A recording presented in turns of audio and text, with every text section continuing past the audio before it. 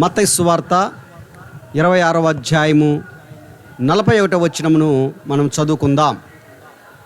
మీరు శోధనలో ప్రవేశించుకుంటున్నట్లు మెలకువగా ఉండి ప్రార్థన చేయుడి. దేవునికి స్తోత్రములు కలుగునగాక.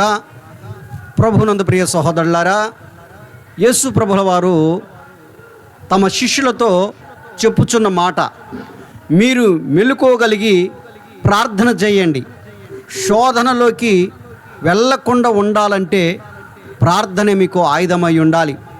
మీరు శోధనలో ప్రవేశించకుండానట్లు మెలుకోగలిగి ప్రార్థన చేస్తే మీ జీవితాల మీద దుష్టుడైన సాతాను ఎక్కడ కూడా మిమ్మలను ముట్టడు.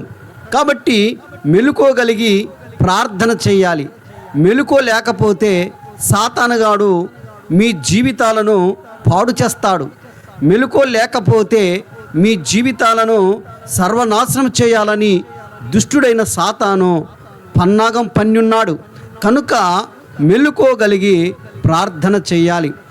ఎక్కడైతే మెలుకోగలిగి ప్రార్థన చేస్తామో, మనం ఎప్పుడైతే మెలుకోగలిగి ప్రార్థన చేస్తామో దుష్టుడు మనల్ని ముట్టడు. అందుకని మెలుకో లేకుండా ఉంటే ప్రభువునందు ప్రియ సహోదరులారా, సాతాను మనలను శోధిస్తాడు. మెలుకోలేని ప్రార్థన, మెలుకోలేని జీవితము నాశనమునకు దారితీస్తుంది. మెలుకోగలిగి ఎప్పుడైతే ప్రార్థన చేస్తామో ఆ ప్రార్థన ద్వారా సాతాను జయిస్తాం.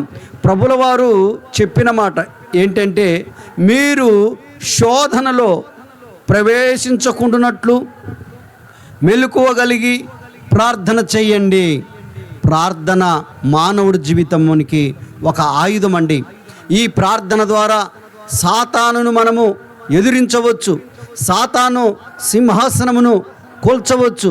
ఈ ప్రార్థన ద్వారా సాతాను రాజ్యమును మనము సర్వనాశనము చేయొచ్చు.